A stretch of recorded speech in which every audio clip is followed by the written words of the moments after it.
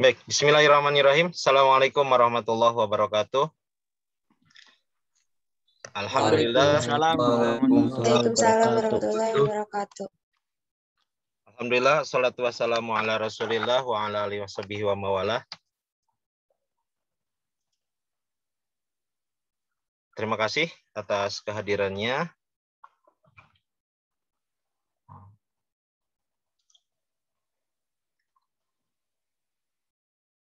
Oke, pada kesempatan hari ini kita melanjutkan kembali perkuliahan untuk mata kuliah PIK, lebih khusus lagi pembahasan berkaitan tentang bagaimana teknik penulisan esai, menghindari plagiarisme, termasuk untuk bisa juara di dalam lomba esai tersebut. Oke, Anda bisa ngisi dulu absen juga di in-house, sekaligus juga materi bisa Anda download. Sudah Bapak sharekan di in-house-nya.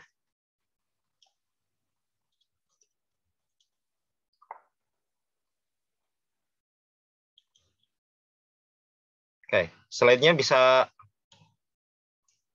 kelihatan?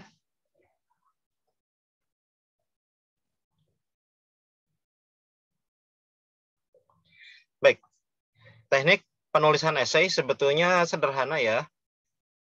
Nah, seperti yang Bapak minggu lalu sampaikan, bahwa penulisan esai ini bagian dari prestasi akademik. Kenapa prestasi akademik? Karena disebut prestasi itu kalau menjuarai perlombaan. Sehingga selain Anda memiliki IPK tinggi, indeks prestasi kumulatifnya di atas 3,5, maka dengan menjuarai perlombaan, khususnya perlombaan karya tulis ilmiah ataupun karya tulis populer, itu bisa menambah prestasi akademik. Maka sejak 2018, Bapak sudah menyiapkan mahasiswa KPI sejak semester 2, tingkat 1, tingkat 2 lah begitu. Yang saya ajar itu untuk rajin mengikuti berbagai perlombaan penulisan. Dan nanti produk akhirnya itu tentu ada salah seorang yang menjadi juara. Kenapa harus jadi juara? Ya titik tekannya memang di situ, biar kemudian ada juara. Ketika banyak orang yang mengikuti, maka ada potensi peluang untuk salah seorangnya menjadi juara. Memang tidak akan bisa langsung ya. Misalkan Anda ikut lomba langsung menjadi juara. Hanya beberapa orang saja yang biasanya ditakdirkan untuk bisa juara sesuai dengan apa yang sudah dilakukannya. Jadi hasil itu tidak akan mengkhianati proses istilahnya kan. Jadi harus ikuti dulu prosesnya. Nanti kemudian hasilnya menjadi juara itu ya produk akhirnya saja. Dan ini bisa dilakukan tinggal menunggu waktu saja. Ketika mahasiswa KPI rajin mengikuti perlombaan, maka satu waktu di antara sekian lomba itu pasti akan ada yang kemudian jadi juara. Dan kalau sudah tahu bagaimana cara menjadi juara karena pernah mengikuti, lalu melihat siapa yang kemudian menjadi juara di dalam perlombaan tersebut, bagaimana karya tulisnya, maka insya Allah akhirnya kemudian menjadi rutinitas. Ada beberapa mahasiswa KPI yang rutin mengikuti perlombaan dan sudah tahu polanya seperti apa yang diinginkan oleh juri, sehingga kemudian rajin menjadi meraih juara. Makanya kemudian moto di Prodi KPI UIN Bandung itu, karena biasanya kita menyebutnya KPI harga mati ya, di BEM-nya itu. Sudahlah, jangan harga mati nggak jelas. Harganya berapa, mungkin keburu matinya saja ya. Maka lebih baik moto Prodi KPI itu sudah saja, KPI juara. Bagaimana bisa juara? Ikut lomba saja. Nanti satu waktu setelah takdirnya maka akan tahu. Kenapa? Karena keberhasilan mengikuti perlombaan itu 50%-nya itu dimulai dengan mengikuti dan mengirim karya di dalam perlombaan tersebut. Jadi kalau tidak pernah ikut, tidak pernah mengirim, maka jangan pernah berharap jadi juara. 50%-nya saja tidak akan pernah. Sisanya 50%-nya lagi itu biasanya takdir saja. Tawakal saja. Sebab nanti karya yang kita pernah buat itu tidak akan sia-sia, apalagi ikut lomba. Kita bisa buatkan jadi buku, panitianya menyiapkan jadi buku, Kalau di mata kuliah ini kita akan kumpulkan dan satukan menjadi buku. Yang penting tulisannya harus resmi, tulisan sendiri. Jangan tulisan punya orang lain lalu diklaim. Itu yang kemudian nanti kita pelajari sebagai cek plagiarisme. Hindari untuk melakukan plagiasi. Ini yang sebelumnya pernah Bapak sampaikan tentang teman-teman kita yang pernah jadi juara. Nah, termasuk Zulfa Ulyah Kartika ini, nanti Bapak akan perlihatkan contohnya seperti apa. Kemudian tulisannya bisa menjadi juara di dalam perlombaan kompetisi karya tulis mahasiswa di Diktis, Kementerian Agama Pusat, tahun 2018. Tahun 2019 ada Irfan yang menjadi juara di dalam sebuah event Aumun, Asia World Model United Nation ketiga di Bali tahun 2019 sebelum pandemi. Lalu kemudian 2020 ini di mata kuliah PIK Bapak arahkan termasuk teori KPI, lalu kemudian ada 21 orang yang 12 orang di antara 21 finalis. Dari 6 orang, 2 orang kemudian jadi juara. Dari 6 orang yang juara itu 2 orang dari mahasiswa KPI yang diselenggarakan di Dispusipda ataupun Perpustakaan Daerah Jawa Barat. Lalu Irfan juga kembali tahun 2020 menang dalam lomba esai yang diselenggarakan oleh KPA ITB. Nah, kita berharap tahun 2021 ini ada di antara Anda yang kemudian menjadi juara di antara lomba-lomba yang diikutinya. Sekarang sudah disiapkan kan, kemarin itu ada 7 hasil seleksi dari beberapa perlombaan. Ada kesesuaian tema, kan agak susah. Tema lombanya tentang filsafat. Anda sendiri belum pernah belajar filsafat. Tema lombanya kemudian, atau lombanya ada biaya untuk pendaftaran. Kan daripada biaya untuk pendaftaran lebih baik beli buat pulsa saja lah. Jadi jangan yang ada biayanya, jangan temanya yang terlalu jauh dari keagamaan ataupun ilmu sosial. Ini tips untuk juara lomba penulisan. Paling tidak ada 5 cara agar mahasiswa KPI ini bisa jadi juara di dalam lomba karya tulis ataupun lomba esai. Pertama, yang wajib dan tentu saja harus diikuti itu adalah petunjuk penulisannya serta waktu pengiriman. Misalkan petunjuk penulisan itu berapa spasinya, berapa jumlah katanya, lalu apa tema. Nah, mungkin lebih ke kapan waktu pengirimannya. Setelah itu sistematikanya apa, bagaimana cara penulisan, pengutipan, dan yang lain sebagainya. Itu petunjuk penulisan. Wajib diikuti sesuai dengan yang diminta oleh panitia. Selain nanti juga ada hal-hal teknis yang harus diperhatikan ketika menulis. Jangan sampai kemudian tidak diperhatikan, akhirnya gagasannya bagus, tetapi karena acak-acakan tulisannya, akhirnya ditolak ataupun tidak menjadi juara dalam lomba tersebut. Kedua, tulis naskah itu sesuai dengan temanya. Bila temanya berkaitan tentang belajar di masa pandemi, ya ikuti tema itu. Tema itu kan judul besarnya ya. Kita bisa membuat judul kecil. Yang penting masih ada di dalam tema yang sudah ditentukan oleh panitia. Ketiga, munculkan gagasan yang berbeda dan unik. Jangan menuliskan gagasan yang sekiranya orang lain juga akan menuliskan hal yang sama. Buat yang berbeda, jadikan hal yang unik. Nanti kita bisa lihat ada beberapa contoh apa yang disebut dengan unik, cara memberikan gagasan yang berbeda.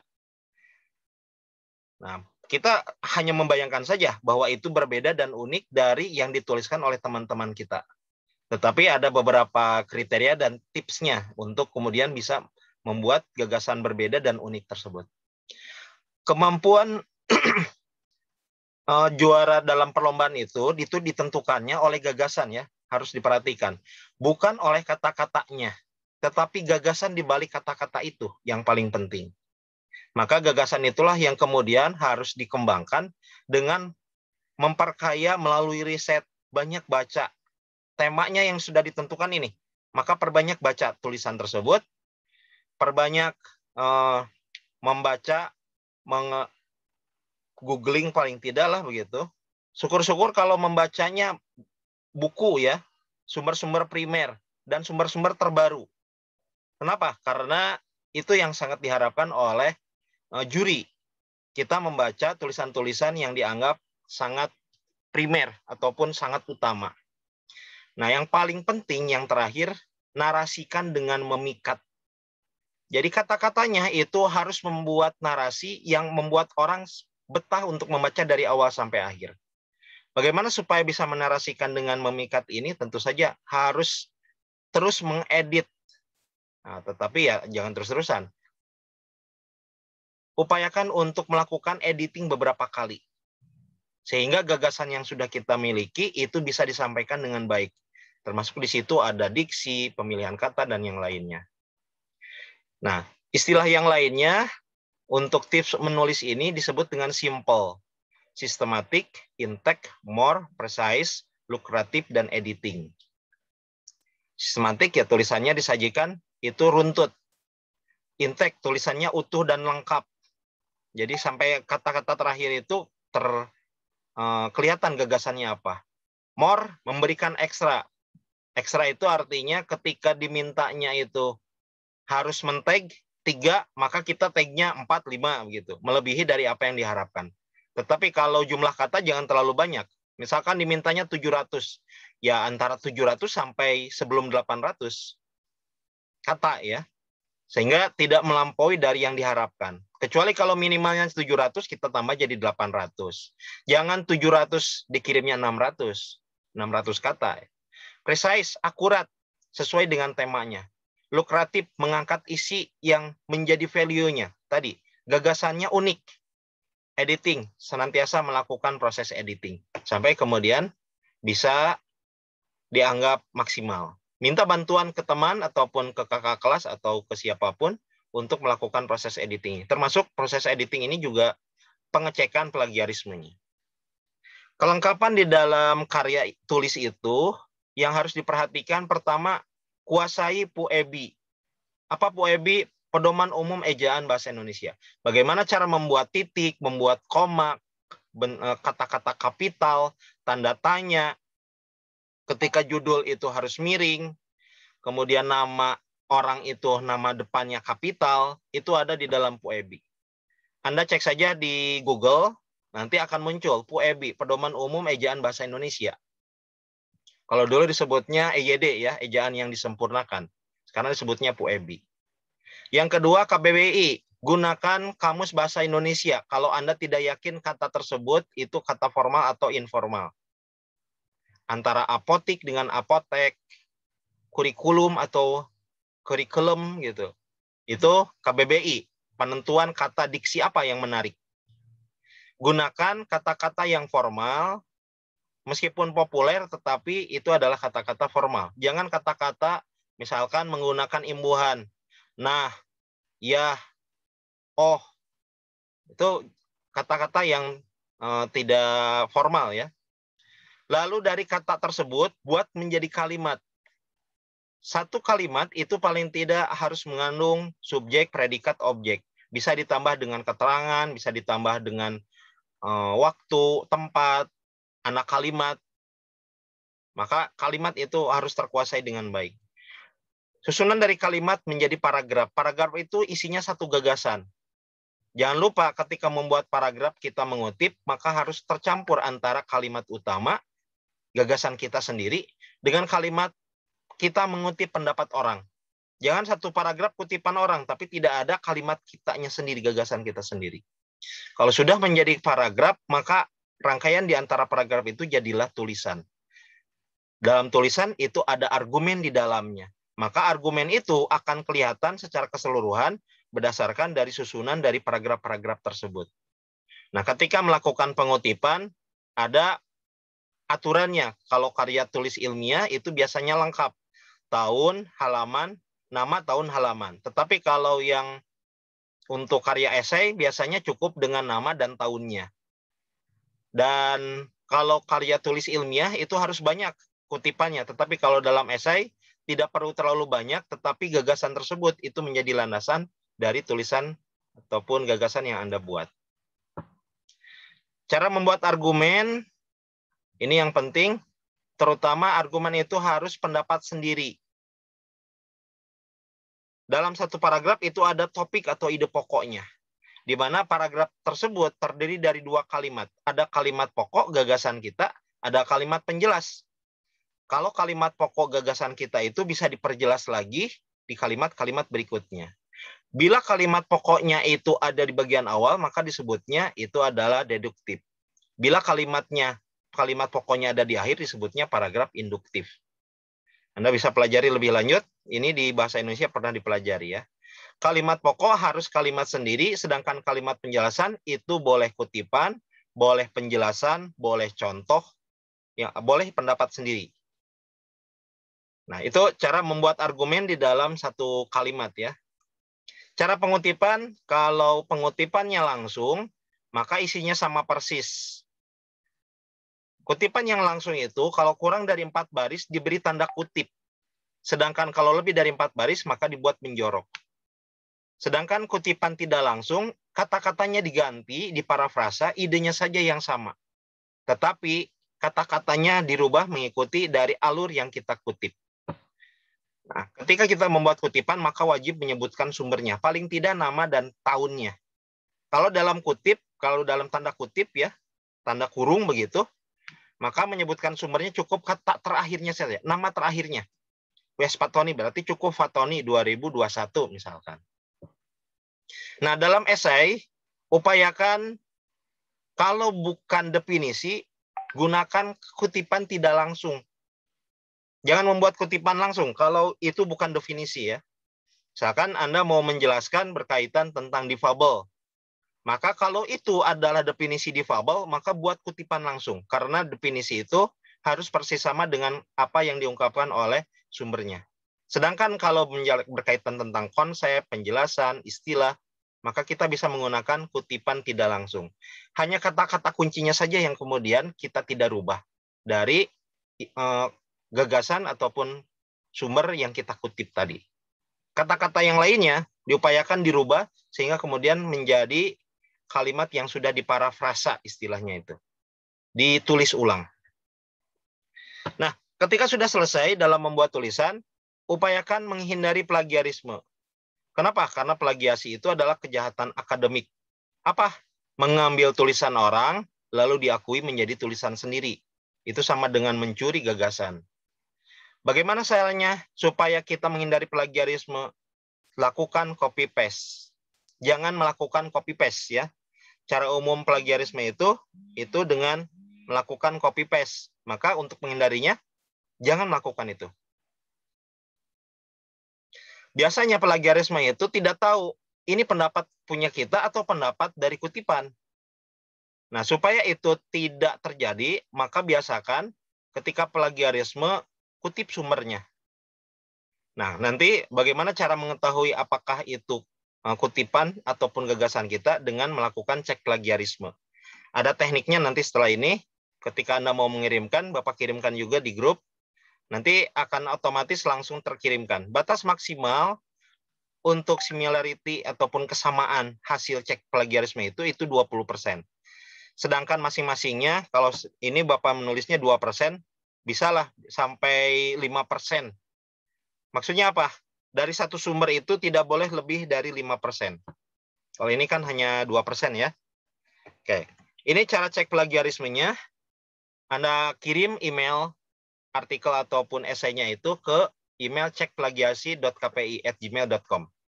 Tulis namanya, lalu untuk lomba apa.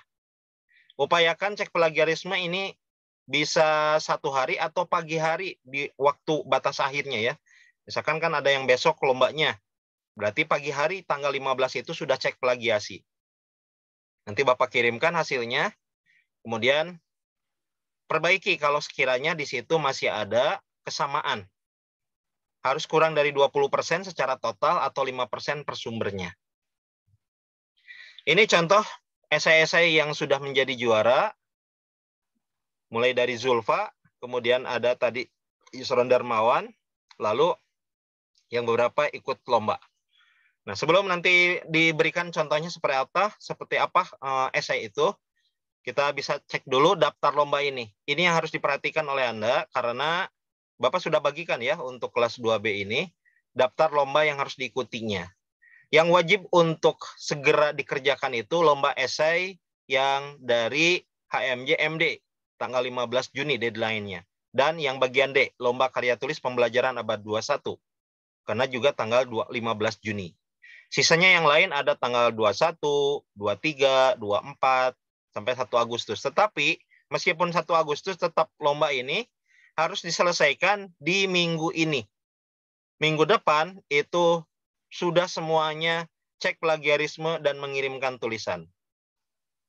Nanti ada tekniknya untuk pengiriman. Jadi Anda harus ketika mengirimkan melalui email misalkan, harus ada CC, kreatif kopinya. Kopi karbon istilahnya. Bukan CC ya, BCC, blind copy karbon. Mengirimkan ke email, biar kemudian kita kumpulkan. Dan nanti kalau misalkan tidak menjadi juara, itu bisa dijadikan buku ya, dari lomba yang diikutinya tersebut. Oke. Kita cek contohnya beberapa dari karya tulis yang pernah dikirimkan.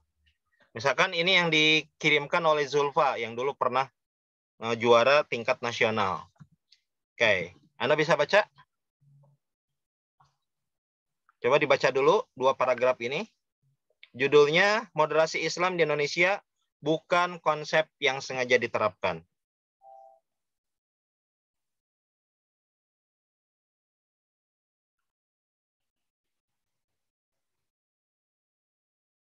Oke, bisa dibaca? Coba baca dulu.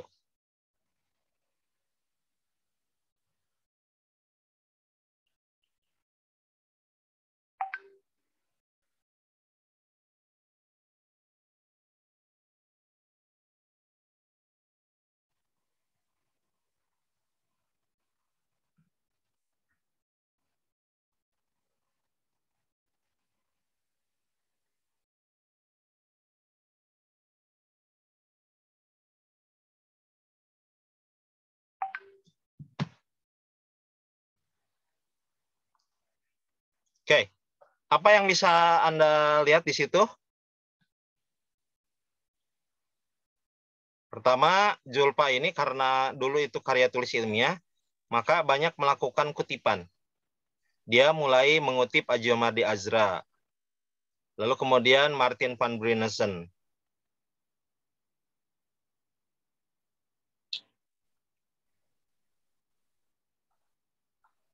Lalu kemudian mulai di situ pendapatnya. Oke, yang paling penting dalam penulisan itu jangan melihat contoh, ya. Jangan meniru apa yang sudah dilakukan oleh orang lain. Misalkan seperti Zulfa ini ya. Belum tentu tulisan Zulfa ini lalu cocok dengan juri yang akan Anda kirimi tulisannya.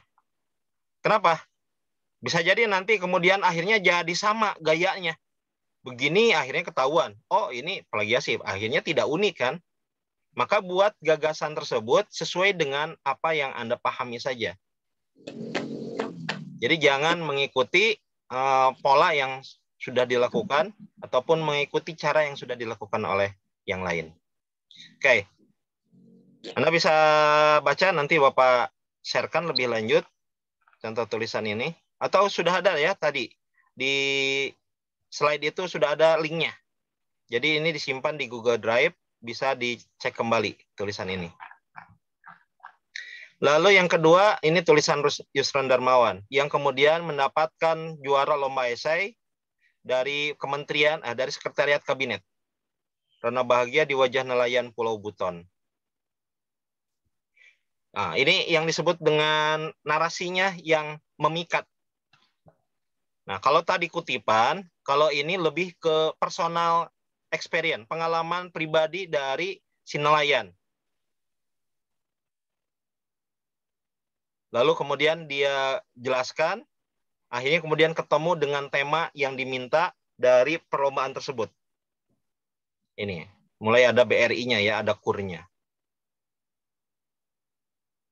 Oke. Lalu mulai ke persoalan-persoalannya, apa yang harus dilakukan. Nah, di situ karena diperbolehkan untuk mengirimkan foto-foto, maka dikirimkan juga fotonya untuk ilustrasi dari tulisannya. Kalau tidak diminta ya tidak masalah. Tetapi seperti yang tadi sebutkan, berikan lebih Kalau lebih berarti ya kita mengirimkan apa yang menjadi penjelas, jangan terlalu berlebihan juga. Lalu ini menantang badai di Pulau Buton, ini juga menjadi juara lomba. Dan kelihatan penulis ini lebih kuat di dalam narasi berkaitan tentang pengalaman nelayannya ya di situ. Nah, kemudian ada kutipan ketika ada istilah-istilah yang dianggap orang lain mungkin tidak bisa pahami secara langsung. Oke. Ini ada gambar-gambarnya. Oke, Anda bisa baca lebih lanjut di tulisannya ya. Lalu setelah itu, ini 3 naskah pemenang Lomba Esai Mahasiswa 2016. Gofar, Nurul Atkia, Nuryanti. Anda bisa baca juga di sini ada.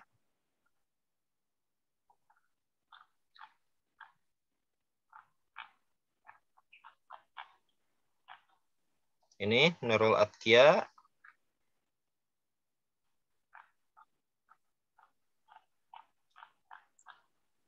Lalu mana tadi satu lagi?